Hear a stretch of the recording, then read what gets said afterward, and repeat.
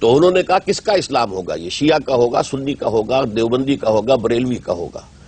تو سن 50 میں پھر جملہ مکاتب فکر کے چوٹی کے علماء، شیعہ چوٹی کی قیادت، اہل حدیث چوٹی کی قیادت، جماعت اسلامی کی چوٹی کی قیادت، دیوبندیوں کی چوٹی کی قیادت، بریلویوں کی چوٹی کی قیادت، ان سب نے 22 اصول دے دیے کہ یہ دستور ہمارے لیے یہ متفق علیہ ہے، ہمارے اختلاف کو بنیاد مت بناؤ، تم نہیں چلنا چاہتے اسلام کی طرف لیکن تم ہمارے اوپر الزام دینا چاہتے ہو تو یہ لو، یہ 22 اصول ہم دے رہے ہیں، متفق علیہ دستور بناؤ۔ بدقسمتی سے پوری دنیا سیکولرزم پر چل رہی ہے اور اسلامی حکومت کو برداشت کرنا پوری دنیا کے لیے ممکن نہیں ہے، ان کے نظام کو خطرہ ہے۔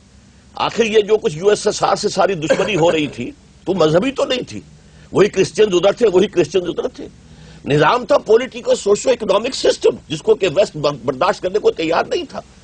اسی طریقے سے آج اسلام کے نظام کو نہ پوری دنیا تسلیم کرنے کو تیار ہے، نہ مغرب کے پروردہ اور تعلیم یافتہ دانشور تیار ہے کہ اس کو یہاں پر قائم کیا جائے، اور راستہ صرف ایک ہے کہ ہم دوبارہ پھر اسی منزل کی طرف چلیں، متفق علیہ جو ہے طے کریں معاملہ اور اسلام کو یہاں نافذ کریں۔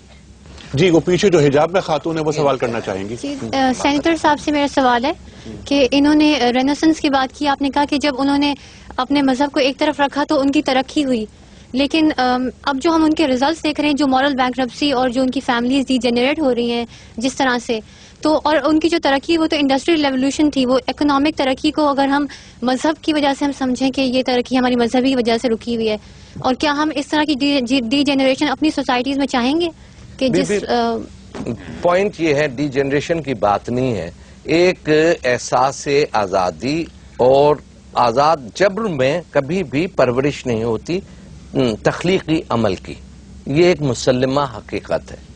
کوئی بھی معاشرہ ہو جس میں جبر ہو اس میں تخلیقی عمل دب جاتا ہے، جب اور کوئی بھی معاشرہ ہو جس میں خواتین کو مکمل آزادی نہ ہو عملی زندگی میں برابر کا حصہ لینے کی، وہ معاشرہ کبھی بھی ترقی یافتہ نہیں ہوا۔ دنیا میں کوئی مثال آپ مجھے نہیں دے سکتے۔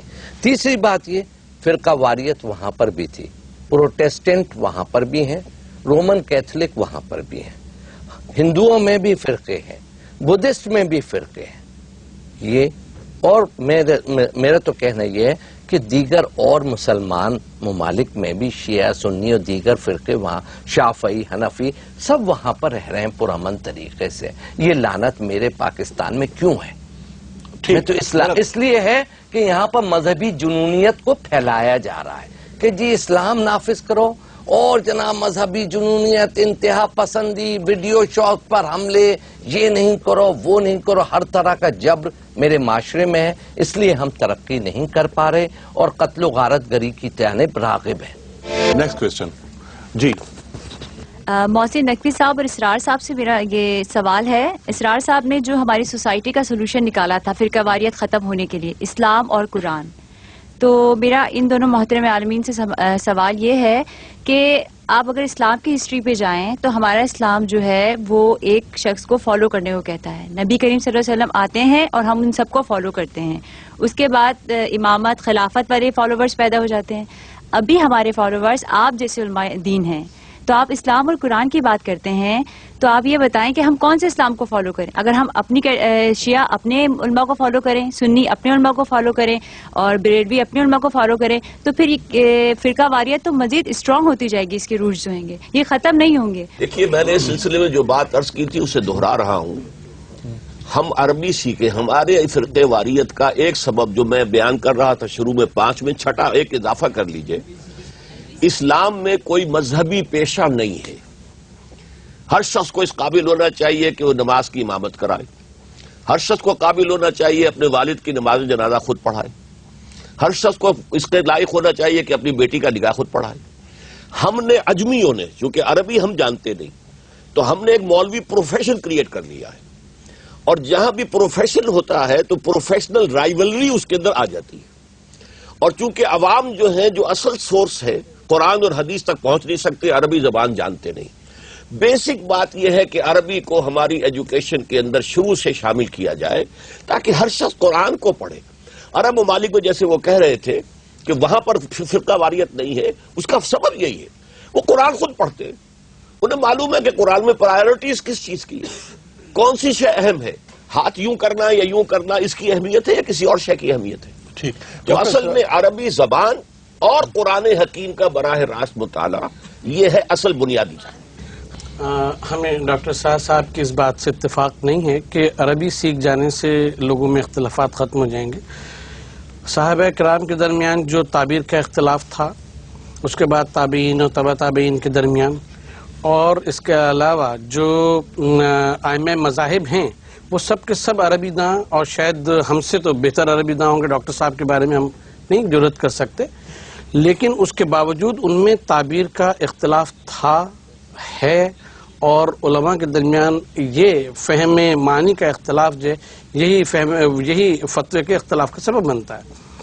بنیادی طور کے اوپر یہ ایک بہت عجیب گفتگو ہے جو ہمیں شاید آپ کے سامنے بھی انیشیٹ نہیں کرنی چاہیے، لیکن اب بات آئی ہے تو ہم کہیں گے کہ اگر ہر شخص کو یہ اجازت دے دی جائے کہ وہ اپنے طور کے اوپر قرآن مجید کو سمجھے اور احادیث کا مطالعہ کر کے اس قابل ہو جائے کہ وہ احادیث کے جو اسناد ہیں ان کو دیکھتے ہوئے کہ وہ کس درجے کی ہیں اور کیا ہیں، اور پھر اس کے مطابق اخذ معنی کرنے کے قابل ہو جائے، تو ہم یہ سمجھتے ہیں پھر دنیا میں وہ کوئی دوسرا کام نہیں کر سکے گا، وہ صرف یہی کام کرے گا.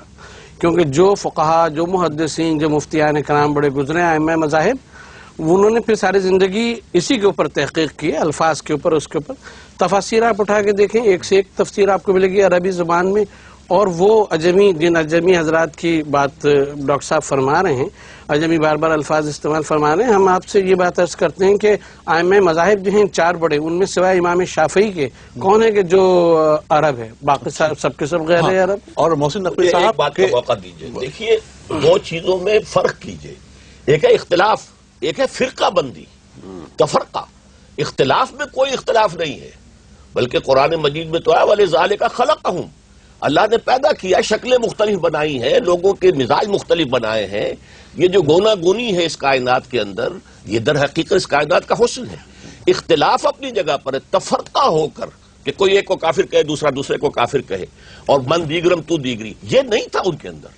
اور یہی چیز آج بھی عرب ممالک میں نہیں ہے، اس لیے کہ وہ کم سے کم قرآن مجید حدیث کو خود پڑھتے ہیں، تو انہیں معلوم ہے کہ کیا چیز اہم تر ہے اور کیا چیز سیکنڈری اہمیت کی ہے، ٹرشری اہمیت کی حامل ہے. ٹھیک.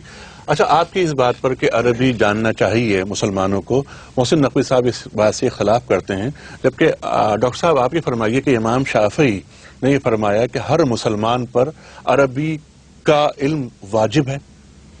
میں اس سے متفق ہوں، ہر پڑھے لکھے انسان پر. یعنی اگر کوئی بالکل دیہاتی ہے بیچارہ جس نے نہ اردو پڑھی نہ کچھ اور پڑھا تو اس کا معاملہ اور ہے. ہر پڑھے لکھے اور صاحب استعداد مسلمان پر لازم ہے کہ عربی زبان سیکھے. اچھا، اس لیے کہ قرآن عربی ہے. ٹھیک. اس موضوع پہ ہم احمد جاوید صاحب کی رائے لیتے ہیں. احمد جاوید صاحب. میں تو خود ہی عربی نہیں جانتا. نہیں، آپ یہ فرمائیے کہ عربی جان لینے سے ہمارے بہت سارے جو مسائل ہیں عجمی ہونے کی وجہ سے ہاں کیا دور نہیں ہو سکے؟ دیکھیں، دین ایک ڈسکورس ہے، اور ڈسکورس کا پورا فہم جو ہے اس کی تاثیر محسوس کیے بغیر نہیں ہوتا. تو آپ اس ڈسکورس کی زبان کو اگر نہیں جانیں گے تو اس کی تاثیر کو اپنے اندر جذب کرنے سے قاصر رہیں گے. لغت اس تاثیر کا بدل نہیں ہے. ٹھیک. یا ترجمہ. اور اس سے ہمارے جو فرقہ واریت جو ہمارا آج کا موضوع ہے اس کو کم ہونے میں، اس کی شدت میں کمی ہوگی، کیونکہ دین پھر تاثیر بن کے میرا مزاج متشکل کرے گا، تو اس مزاج میں وہ ایک وسعت ہوگی. بہتر. جی، آپ سوال کیجیے. میرا سوال مولانا اسرار صاحب سے ہے. سر، میں آپ سے پوچھنا ہی چاہتا ہوں کہ مذہب اسلام اور پاکستان میں مسلمان کی تعریف کیا ہے؟ سمپل سا یہ سوال ہے، ذرا پلیز اس کے اوپر ذرا روشنی ڈال دیں. ذرا مسلمان ہر وہ شخص ہے کہ جو اللہ پر، اس کی صفات پر، اس کے اسماء پر، انبیاء پر، رسولوں پر، کتابوں پر جو بھی آئی ہیں، اور بعث بعد الموت پر، جنت اور دوزخ پر، حساب کتاب پر ایمان رکھتا ہو اور اس کا اعلان کرے. جی، آپ فرمائیے. جی، میرا سوال تمام پینل سے ہے. تھوڑی دیر پہلے خطبوں فتووں کے اوپر بات ہوئی تھی. آپ نے ابھی کہا کہ عربی جب تک لوگ نہیں سیکھیں گے، میں سمجھتا ہوں جب تک لوگوں میں شعور نہیں ہے اپنے مذہب کو سمجھنے کا، تب تک وہ انڈر انفلوئنس ہیں. جو ہمارے مساجد میں خطبے جمعے کے دن